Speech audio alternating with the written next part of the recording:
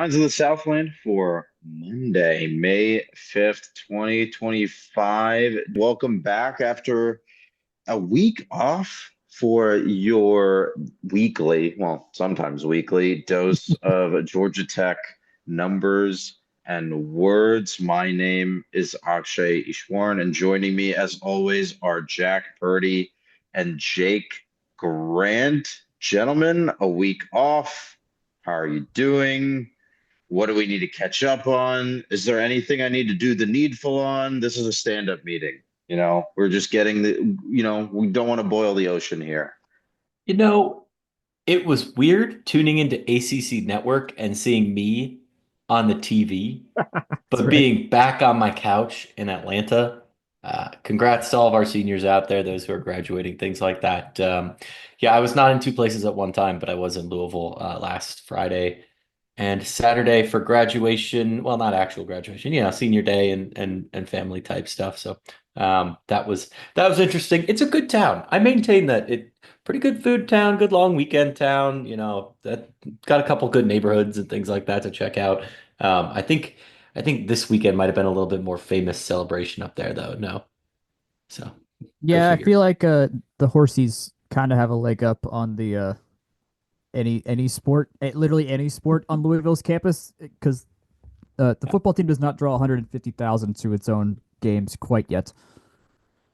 They did have the Derby parade last week or 2 weeks ago now when I was up there. So that was cool. It was starting to get festive, but definitely not it's definitely not Derby weekend. So It would be anyways, hilarious if they actually put a Louisville football game in the infield of Churchill Downs, kind of like how they do for at the NASCAR track sometimes at Bristol. I have no idea if there's even feasible, but in theory, if you can fit 150,000 people along that one stretch of the track, you should be able to get a lot of people to go to a football game there. It's a novelty act, but I don't know. what It's I'm just hearing is Bristol, Jack but wants dirt. FSU UF to be at Daytona next year or something Uh, like that. you don't want Oh, that that. sounds You don't want that that. sounds so messy.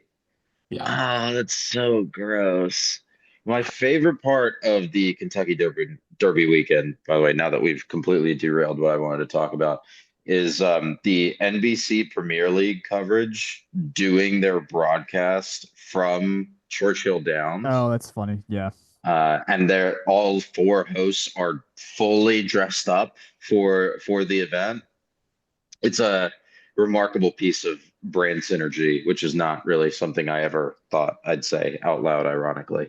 This commentary is also good brand synergy for you because there's always a strange soccer angle. That's what I've learned doing this podcast with you Didn't for we didn't we have a seven moment years or now. so when Jake and I went to the Atlanta United game together on Saturday, and we hung out at a bar very quickly before the Jack's getting game. out his comically large cutting scissors right now, by the way. Anyways, Yeah, we but we did. went. Well, we're still. We're. I'm gonna finish the story before he cuts it.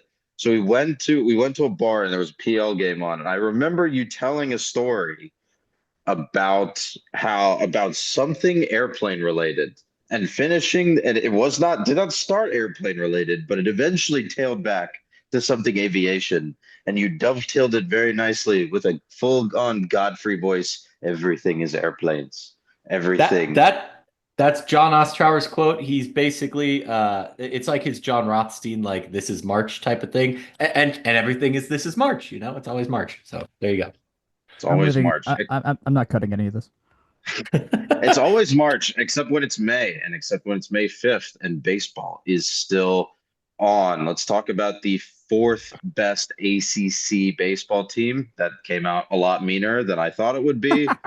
But I was gonna they say that seems like pretty That's good based on how I've thought these that's last couple of that's weeks have true. gone. that sounded so much meaner than I Like, thought it would be. ooh. But to be fair, they did lose seven straight. But after a four-game sweep of Carolina or Western Carolina, excuse me, things are on the up and up. Danny Hall is now tied for ninth in all-time wins. I don't know, gentlemen. They kind of did what they had to do versus a lesser opponent. They're up in the rankings after a very bad seven-game stretch that is now starting to swing up. Not much more to say. We would have been very grumpy had we done this podcast last week. So Oh it's yeah, probably yeah. for the best that we did not.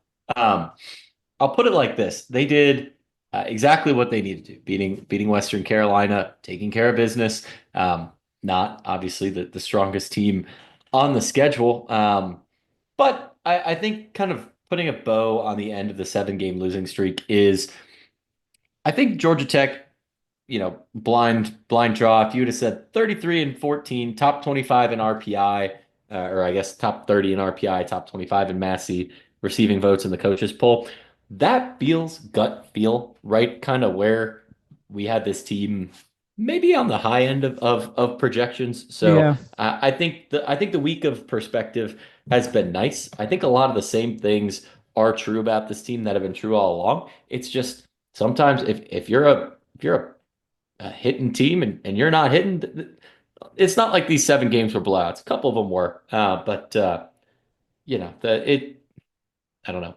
Seems like this team was due for some regression back to earth and various components within that. So I think 33-14. We've got a couple interesting series coming up, but yeah, I don't know that you can say too much about Western Carolina other than if they would have lost 1 or 2 of these, then we're talking about how That would have been a we problem. need That we would have need been a some real get problem. right. Yeah, no, I So mean they used the opportunity to get right to the fullest extent. Like they mercy ruled them in the third game on Sunday. I'll note mhm. that our win streak dates back to that Virginia series because Kent Schmidt got a walk off homer in the Sunday game against them, so we at least didn't get swept by the Cavs. And then yeah, took easy care of business over Western Carolina. I like how this series kind of maps out to like that late November game of the football schedule before your rivalry game of just the. I remember growing up rooting for Auburn. It was always you'd play Georgia, have the week off, which either was either a week off or you played like Southern Alabama, like Alabama A&M or something SoCon like that, SoCon Saturday. Saturday. and then go and play Bama. Yeah.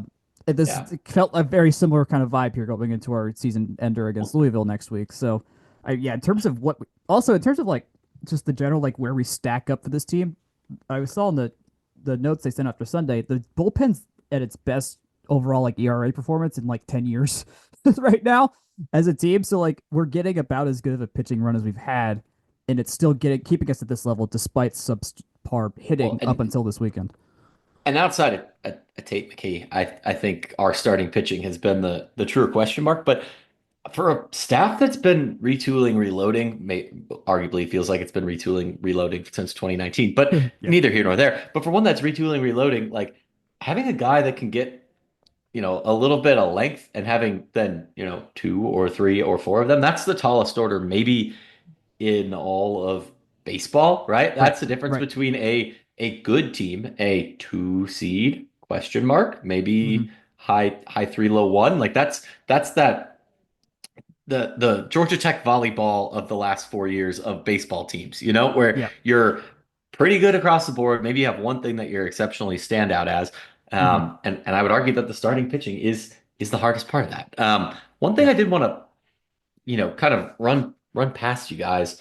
Um, Shoot, what was it? Oh, yes, injuries coming back in the lineup. Ken Schmidt, Yep. Mr. Yep. Lodis, et cetera, et cetera. Hmm. Um, I know that we kind of noted that their replacements had played well. Honestly, when I see something like that happen, and maybe this is just the Georgia Tech slash Chicago Cubs fan in me, where it's like, oh no, when the starter comes back, what if they're just not hitting it right away? And honestly, the team kind of, the bats kind of reacted in that kind of way. Maybe it's not a Yep. like for like, but it seems like getting the team to mesh again. Arguably, that 13-0 win is probably the first time we've seen this team, quote unquote, play like they had been, if you will, Sure. Yeah. in probably 3 weeks. Yeah. I think that's fair. I mean, like I remember the last game I went to, which was Clemson. Maybe was it I think it was Clemson at this point, where Danny was just saying like, yeah, we just got to get through the injuries, like kind of survive this injury spell we're gonna have. Did they survive it? Good enough, I'd say they're still a tournament team right now. I think that's probably the worst case scenario out of all of it. Or did they win all those games? Obviously not. The bats struggled. The pitching wasn't a disaster either. Like it wasn't like we were completely out of these games at any given point. But I mean, yeah, Catch Smith's still hitting nearly 400 right now. Yeah, Modise is at 350. Kirsch is at 350. Lackey's at 347. Burris is surprisingly like at the bottom of this 300s list. He has the worst average of anyone hitting 300 on this team right now at 330. Granted, so like the gap is 70 points between Burris and Tyler Neeses for the next highest hitter right now in terms of average. But yeah, Patel, good. McKee, good. Brady Jones, good. Jalen Payton's now started 2 straight Sundays. We've won both of those games. Granted, it was a walk-off against UVA, so it took late inning magic, but didn't allow a run this past on Sunday and struck out 8 guys. So getting these guys opportunities to be back in the rhythm that they want to be in a very crucial series coming up here against Louisville, where we could stay in 4th, climb up a couple spots, or even fall back as far down as like 6th or something like that. That's exactly what you need. And they get a lot of extra games here because they got 2 midweekers this week as well. So it'll be a very busy week for the guys. I guess my note on that too, especially with Payton coming good, that helps that case that Ben King set up for us at the beginning of the season, where you really set yourself up for success in a regional where you win that first game. Yep. Right. And you don't have to burn your entire pitching staff going through the losers bracket. Yep. And then get to the regional final. It gives you 3, if you count Patel and McKee, it gives you at least 3 good options to roll through for that first winners bracket game, and then the first game of the regional final, and then McKee or Patel or whoever comes in for that second regional final game if you need it. Yeah. Right. Yeah. Basically. Yeah. There's enough generally reliable arms there to eat a lot of innings. And yeah, if you get the best case scenario where McKee can throw 6, Patel can throw, if he needs to throw the second half of the first game, he throws the second half of the first game. Payton can start or finish a game at this point. So they have modular settings to figure out this pitching plan with some good anchor points right now, which is good. Mm-hmm. I think the anchor points thing is really critical, because when is the last time that Tech has had more than one serviceable pitcher that is healthy at this point in the season? Yeah, the last time we had the situation, we threw Zach Maxwell for 300 pitches against Tennessee. I would not say. I mean, Zach Maxwell, salute right there. But also, like, as a staff, right, complete 3+ serviceable pitchers. Probably 2019, and even then, you missed out on the injury bit of that clause because Brant Herter had to get his UCL repaired. Yep. So. And then Xavion Curry was inexplicably shut down for the last month of the season. So it's you have to go back. You have to go back to when I was at Tech, which is disturbingly long time. It is at this point too long ago. Yeah, we're gone. The one other thing that's ancient history. The other one, Jack, I know you had more point, but the other thing that came to mind that I wanted to think about or throw out there for the group is someone when in the midst of the 7-game losing streak. Someone mentioned to me that maybe at the tail end of April, like this tends to happen to Georgia Tech teams. I just tried to run this on Tech Stats, Jake, but I couldn't figure out the right buttons and knobs to turn to make it go. So I figured I'd pitch it to you and see if this was like a usual trend or something completely out of the ordinary. Yeah, give me a second and I can get you some hard numbers, but I would like you gents to think about what ended last week. Ended last week? Finals just ended. Yeah, what did we flag at the beginning of the season as going to be the hardest stretch baseball-wise? The stretch that just ended. Yep. I mean, you're basically what just happened was the space between the third midterm and finals. While you're playing very UGA, hard teams, at Miami, yeah. Auburn twice. Like, I don't know. I'm not one to just hand wave away results and things like that. But like, we've all gone through the Georgia Tech final system. We know exactly. It's already exhausting enough if you don't play basically a sport full time on the side. Like, it's very impressive that we say. And also, not to that point. And to that point too, right? They went cross country twice in that period, in that immediate before period with Stanford. Was it Stanford and then one series at home and then California? No, the California series was the next week at home. Yep. And then Miami and Auburn, and still getting on a plane, getting off a plane, driving here and there. Yeah, it was pretty terrible. But I don't know. It was an interesting question. I wanted to chew on it. I knew we had the data sequelized somewhere. I mentioned this. Well, he's showed up. Figured. That shutout on Sunday was our first shutout all year, which is I guess good that at least finally happened at one point.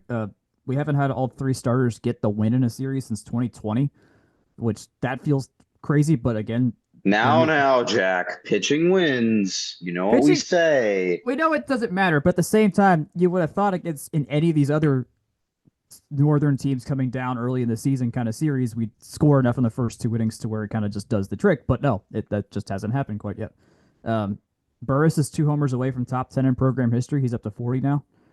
So he'll still get, if he plays here next year and doesn't decide to go draft wise, he'll be really in shouting distance to start cracking the top spots in our career home runs on campus. So that's pretty big. I like that. Beyond that, yeah, Danny Hall is going to be solo 9th in wins after we win another game, whenever that will be. Hopefully tomorrow night once we play. Who we play tomorrow? We play Southern tomorrow. We host Southern and Mercer. So we have 5 home games this week. I wanted to note that we said something similar about this women's basketball season being Nell Fortner's best season if she could win one more game. And best season in the Torvik era, she could win one more game. One more. And then that team proceeded to not that until the very last possible moment. Yep. Actually, even then they didn't. I think they only got the one. They got one ACC tournament win, and then it was the one tournament win, and didn't get the shot off to tie North Carolina State. Anyways, yeah. That's all we got. Are we there on this trivia? Or are we gonna move on? Let's just do it as trivia for the end. I need to do some crunching in the background. Perfect. All right, we'll follow back up on that. But like Jack said, fun fact: I can filter by month, but I can't pivot by month directly in the window. So good job coding me. Who's the dingus that did that? Programming is hard. I've always said this. But Tuesday, so when you hear this later today, on the 6th, Tech will face off against Georgia Southern to finish that tie. They'll play Mercer on Wednesday, the 7th. And then at the weekend, the 9th through the 11th will be versus number 20 Louisville. It's Danny Hall weekend. This is, like we said, a good time to pick up some wins, put some distance between us and the next tier down of ACC team. Get into that. Make sure that you are in the double bye conversation for the ACC tournament. Gentlemen, shall we switch over to the other stickball sport? Yes.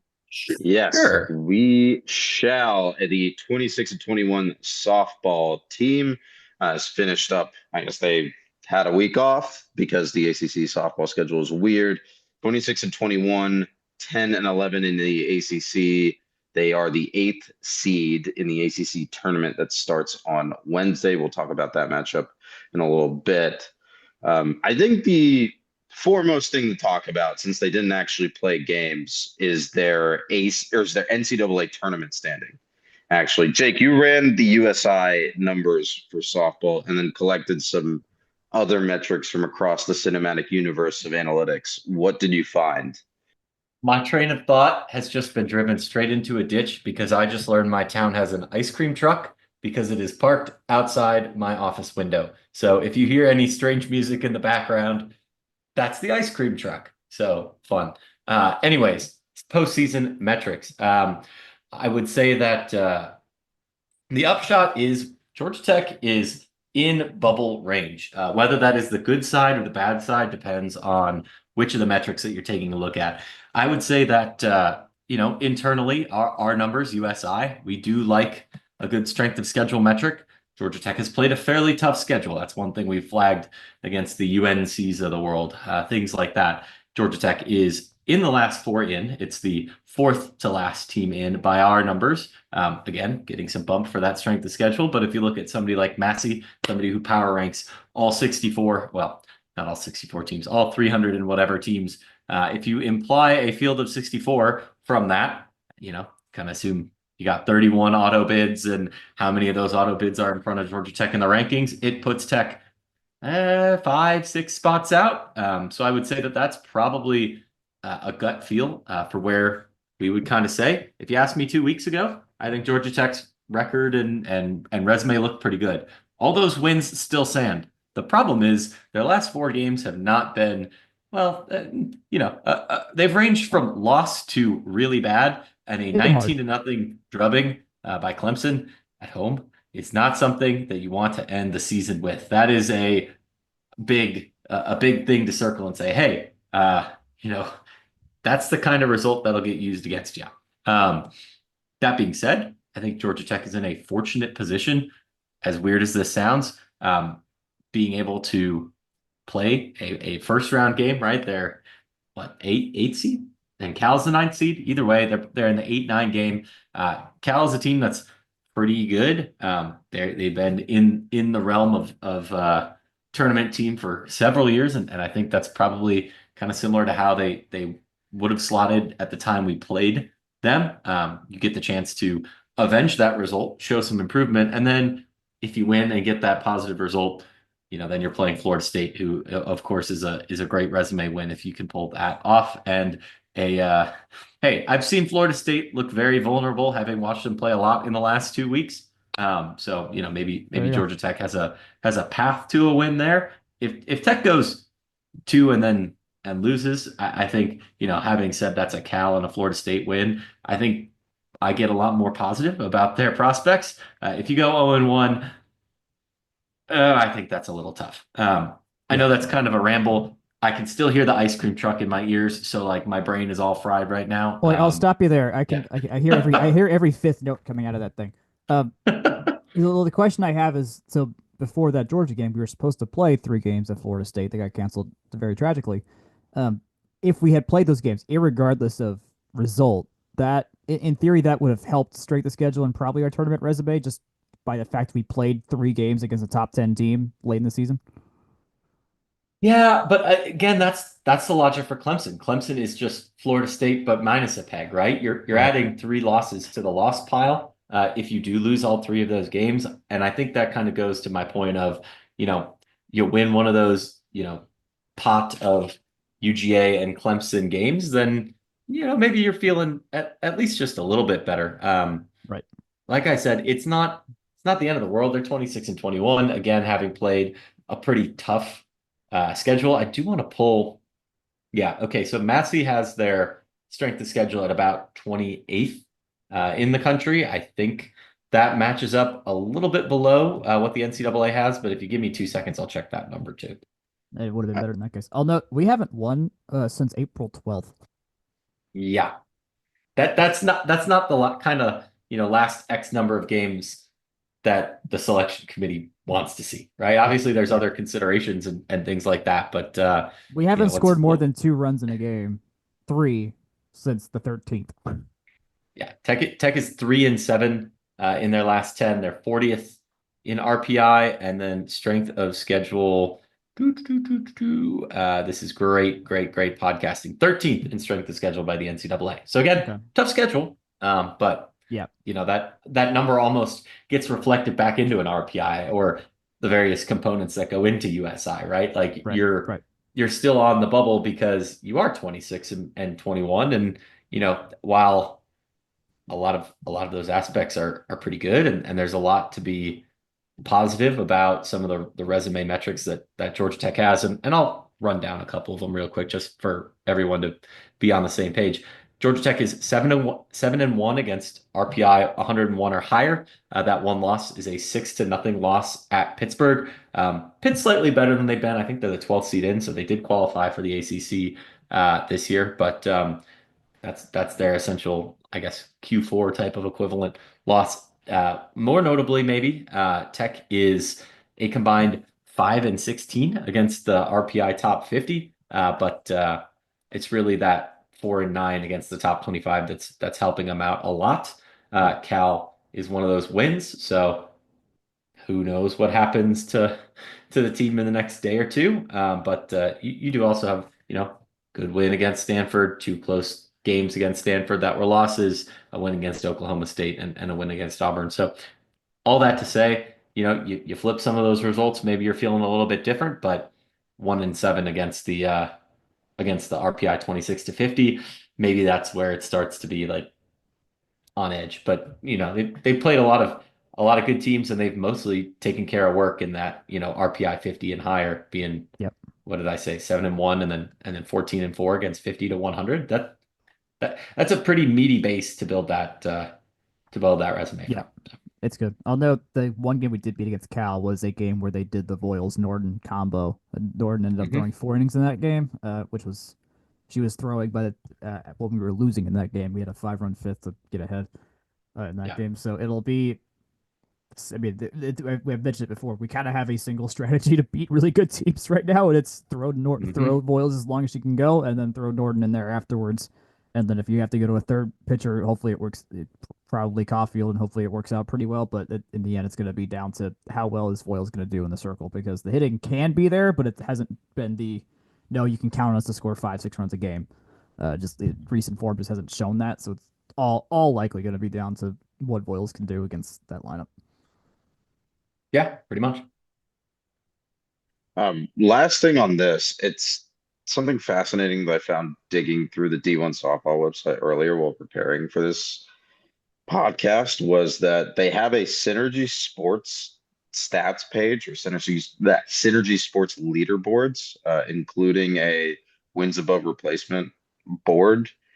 If you take a look at that, and I'm going to sort by pitching war while we're here, the Sophia Boyles obviously is the top rated wins above replacement pitcher for Georgia Tech at at just around 2.0 pitching wins. Kinsey Norton is in second and Sydney Watts is in third, but no one else is above. I mean, Kinsey Norton is at 0.72 in second place. So that shows you even between or even within Tech's team what the gap is in terms of quality of pitching. And the fall off is pretty immense. So interesting. It's going to be a very, very interesting tournament. Um, Depending on how far Tech gets. Like we said, that first game of the ACC tournament, it's literally the first game of the ACC The morning tournament game, yeah. in Brighton, Massachusetts, and hosted by Boston College, which, as I learned earlier today, has fired or let go or some other similar adjective of its softball coach. Not They are adjective, hosting verb. and did not make their own tournament. So This isn't like that's the some Olympics. perspective on where they're at, you know. The World Cup, It's not like the World Cup. Uh, Dang. 8 seed Georgia Tech versus 9 seed Cal. Cal's Diamond Sports ranking from D1 softball is 29. Their strength of schedule is 31. That is first pitch is on the 7th. That is Wednesday at 11 a.m. on ACC Network. If Tech wins, they play at 11 a.m. the next morning in the same time slot on ACC Network. That is against Florida State. Diamond Sports ranking of 4. Strength of schedule, surprisingly, 22nd. So fascinating 2 game stretch here, of which they could very, very easily go 0-1. I don't know. We'll see. We'll find out. Shall we take a break before talking about basketball and tennis and some golf? Yeah, as always, this podcast is brought to you by Section 103. Section 103 is the best place to find Georgia Tech apparel. I haven't plugged the fact that you can vote on shirts in a while, and every time I come back to this page, it catches my eye that the Georgia Tech golf shirt is still just sitting in that poll. Would love to see more golf merch out there. It's pretty cool. And then, of course, got some throwback options. Georgia Tech Yellow Jackets, St. Louis Regional Champions 04. Love that one. And then the touchdown Georgia Tech with what looks like the full steam ahead logo whistle thing, which is pretty neat. So remember, you can vote. You get free shipping on orders over $80 every day and 10% off if you use code FTRS. So tell them we sent you. That's section103.com and at section103 on Instagram. Gents, back to you. Welcome back to Scions of the Southland for the 5th of May. Let's talk a little bit of women's basketball before we move to golf in the NCAA tournament and the ACC tournament. A lot of roster news. Jack, I'm just gonna need you to rapid fire through these because this is like half of a page on Google Docs. It's too much of a page, but that's what happens when a head coach leaves a program and goes to another team and have to restart the roster. So as of now, if you watch this team, women's basketball last year, there's only 3 players left from that team. Deja Thomas Harris, Ariana Termes, and Inez Noguero. Everyone else either graduated or now plays somewhere else in the country. Chit Chat writes the most recent announced departure, and she now is playing for the Iowa Hawkeyes. So that's interesting. So new players. So head coach. Oh shoot, I'm forgetting your face. I'm forgetting her name. This is awful. Karen Anyways, Blair. Karen Blair. That's right. That's right. Thank you. Lots of new folks. We're at 12 people right now on the roster. There was a couple we even talked about on the pod beforehand. The new ones since. I'll just be quick here. Talea Walker. She was a sophomore guard from Penn State. Michaela Taylor, a freshman center from Atlanta. Savannah Samuel from Boston College. She's a transfer fifth-year guard. She's from Woodstock. Lania Foster, a guard out of Austin P, but she's from Riverdale, Georgia, so hometown grab. Jada Crawshaw, junior forward from Long Beach State. She adds to our Australian contingent by one, now multiple sports. Catherine Aldman's a very recent addition, senior guard from Charleston Southern, but she's from Snellville, Georgia originally. And Erica Moon, we got from Texas A&M, a sophomore guard who is also an Atlanta player. So clearly the strategy was very clear for Karen. Get the people that are from Atlanta that will come play here and that would want to come play at home, which is, I think, I have to rapidly build a roster quickly before it's too late while the transfer portal's open is a reasonable strategy, I would say, just to have a team ready to go and have something to work from. I'm glad she was able to get some freshman commits still as well. I don't know. I don't have enough background information to know if these are Nell's recruits that decided to stay or how Michaela Taylor and Jada Crawshaw ended up coming here, but that's what they did. So right now, I mean, two people that have started consistently on this team are still here. So we have 3 starting spots basically up for grabs, and that's our point guard position, a forward spot, and like a 2-guard position basically.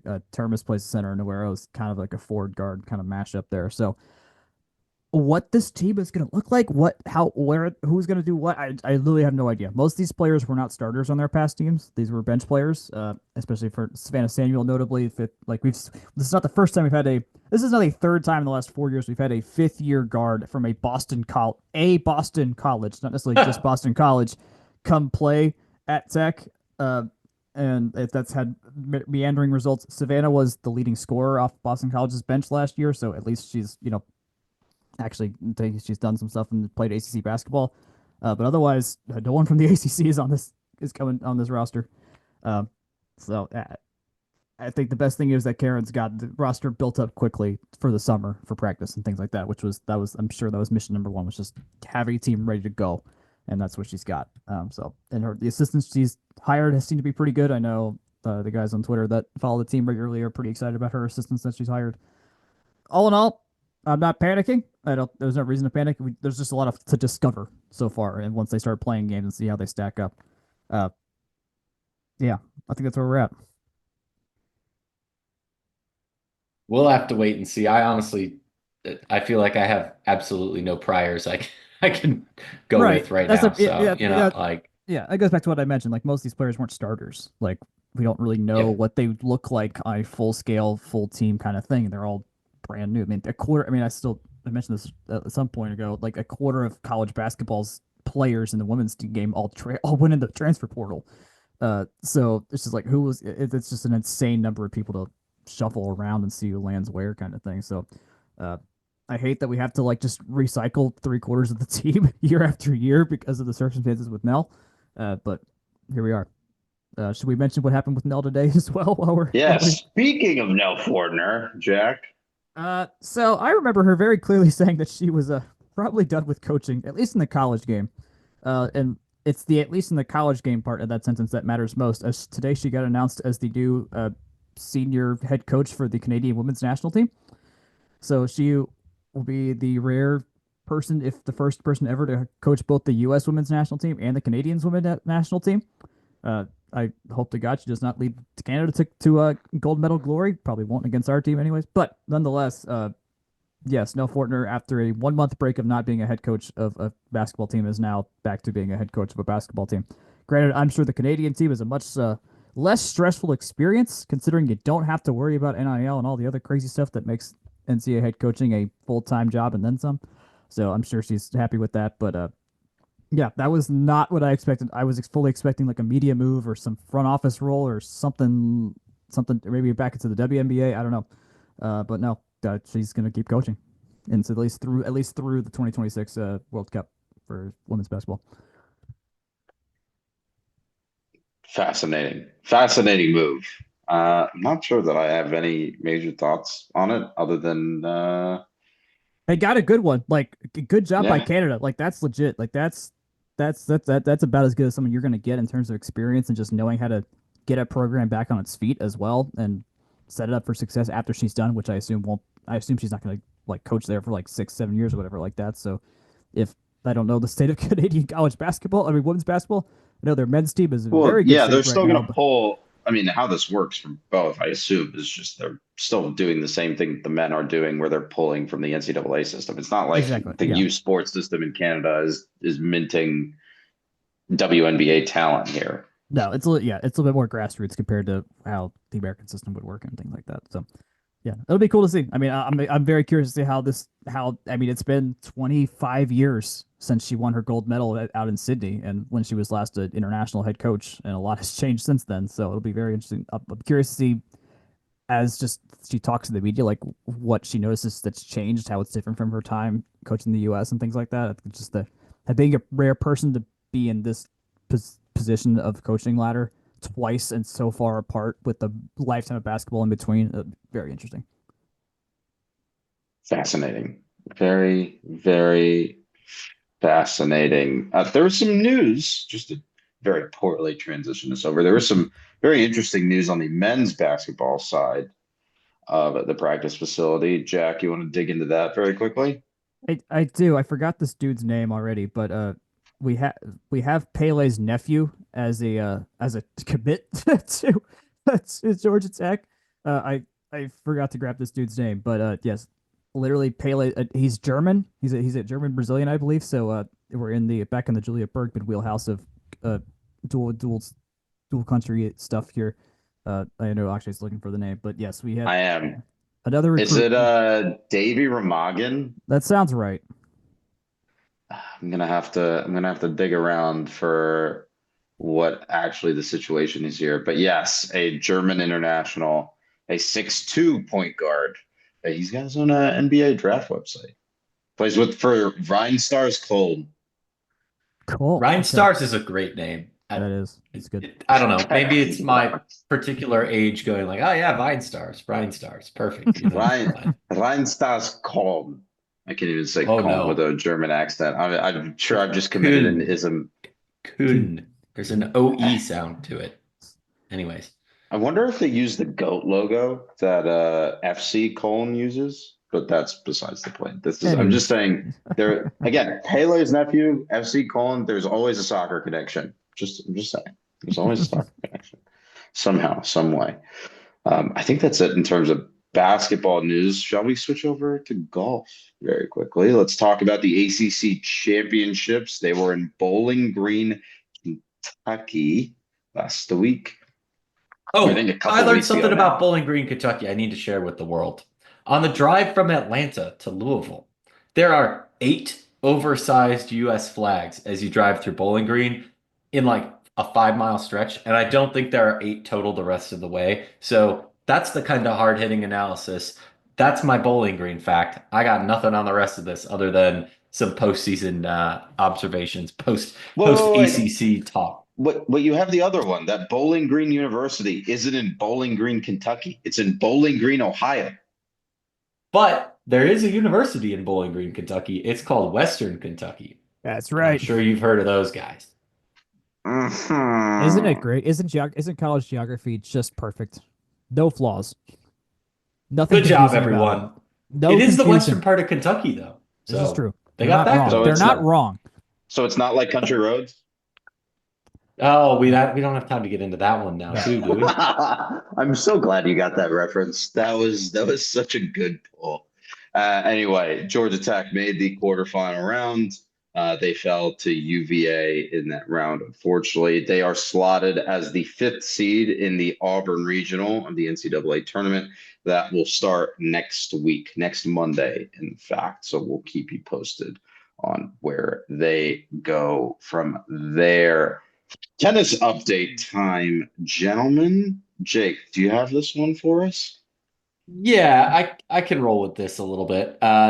it's kind of an ignominious end to the men's season. They lost to Louisville, a team they tend to beat, and one that is not usually a tournament type of team. I think is a fair enough way to put that.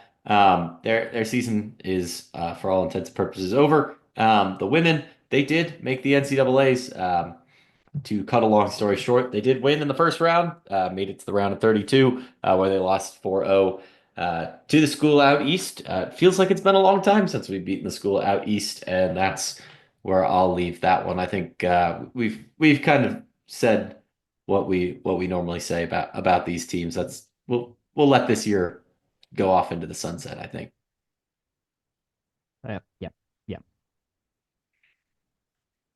Ugh, About all I it's got on that. yeah. Very, very rough ending to both tennis seasons. Gentlemen, anything else across the Georgia Tech cinematic universe, athletic universe, I should say? Well, Lacrosse has started their first game out at Nationals out in Round Rock. I mean, this will be outdated by the time y'all listen, but they are down 2-1 at the end of the first quarter to Tennessee. Well, Hooray! this podcast is not ending on a high note, is it? Well, I'll give you an Eva on Survivor report, which is that she's still in the game, and at this point, there's only 3 episodes left, and so the odds of that the odds of Eva having received $1 million is increasing by a lot as this goes down. Will she win? I don't know. You can read my recaps for my predictions on this because I have to start. I have to start predicting this at this point. It's a very interesting game she is playing. How many contestants are left for 3 episodes? 7. They do one elimination this week and next week, and then they do a big finale at the final episode where they get rid of 2 people, and then from a group of 3, they pick a winner. Fascinating. Yeah. I mean, it's sports. There was athletic activity involved and strategy in sports. It's remarkable. Yeah, I don't want to do spoilers here because I know people watch, and I'm very sensitive to spoiler culture. So yeah, there's a lot of thought going on. It is as much gameplay as anything, and brain stuff going on, and physical stuff that happens. She has used her physical hockey skills to win a challenge this season. Eventually something landed in her lap that was like, "Yep, I got this," and she hit it out of the park. So, can't say Georgia Tech didn't help her in this season. That's cool. Neat. The last news and note that I have on our board is the Georgia Tech Athletic Association fiscal year 2023 financial report is out. I know, a riveting subject, truly. We finally bothered to go look for it, I think is more the news here. This is also column A, column B. squarely in our wheelhouse. So like you joke, but like this is a preview. This is a preview. Yeah, we will probably either one of us will write an article about this, or we will do an entire podcast about it, because since we wrote that engineering a program series, which is now 3 years old, and Jay Batt's tenure is also similarly almost 3 years old now. Georgia Tech's financial position, and what I think.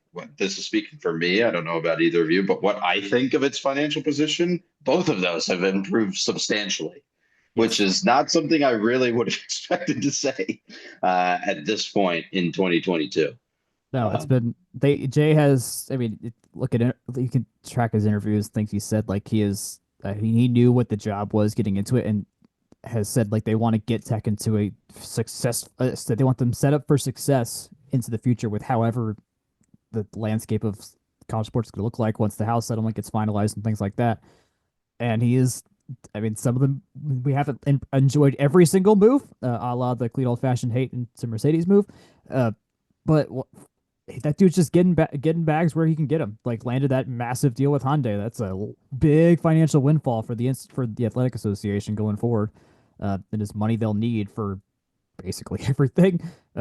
He's gotten ticket sales up, which of course is very much due to on-field product. But the little things we've needed to see that have been like, okay, yeah, we're doing better than we were before. Basically, in all domains, he is doing better at and helping Tech get better at. So yeah, we're not out of the debt problem, but we're getting there. I'm gonna just put this out there because I know we're gonna talk about this at some point. But like, yeah, ticket sales are better, but like how much does that even move the needle these days? And also at the same time, like I want to dig into like the basketball numbers and things like that too, because Right. Yeah. there are also, cases of tickets bought versus tickets used. I think it's very interesting. I think it's an interesting time. I think that's where I'll leave it and tease that we'll talk about this again over the summer rather than steering the podcast over You don't want into to do another other realm. So Another you hour? don't want Yep. to do another hour with like awkward pauses as we read through the report. This can be like a work meeting where we spend the guys, first 30 I've minutes got graphs reading. for us to talk about still. I've Yes. crunched the numbers. I have the tables and the figures. Oh I my have an goodness. answer for your question. And this is the first time we've done trivia in a hot minute too. Oh, that. Yeah. So, question for you. If you had to guess, uh, how many different months of the year have Georgia Tech played a recorded baseball game? Oh, I know this. There's more than the standard 4 or 5. Uh, it. I'm gonna Oh, say 10. That's a good guess, but the right number is 8. yeah. I was gonna Largely say. Yeah. driven by post World War II, like "Let's please, can we have a season?" Type of attitude in 1945. So good job them. But since so much of that data is noise, we have one random January game in there or something like that too. Like we don't need to worry about those. We've tossed out June because that's really only playoffs, and that's going to skew one way anyways. So we're looking at February, March, April, May. And what I found was Georgia Tech's records are highest in February, Mhm. next highest in March. They dip in April and they pop back up just a hair in May. And yes, Hmm. I did make sure that I was controlling just for years in which Georgia Tech has been on the semester system. So Oh, okay. Okay. anything in which we would have been on the quarters, which uh, uh, actually, I want you all to take a guess of how many years Danny Hall coached before the quarters system was retired. Oh. Orders didn't go away until like the 2000s, if I remember correctly. About 10 So, years? yeah, 10, 15 years maybe. Well, you guys are going to be closer than I expected. Do you know? So, okay, I forgot the first year. year quarters, August 1999. It gives us what, like 6 years pre quarters of Danny because he's 94, right? Yep. Yep. Yeah. All right. So yeah, like six. Danny Hall has been around for 6 years longer than semesters at Georgia Tech. Um, Hilarious. Anyway, so there's your trivia. But no, and I thought those numbers were fishy, right? Because February, of course, it's going to be the highest. You're playing a bunch of non-con games, duh. So I went back and I took a second slice. What does it look like? Just looking at ACC games. There's only been one season in which Georgia Tech during that period has played a February ACC game. That is 2020, 2021. Obviously, schedules were weird that year. But the same trend held.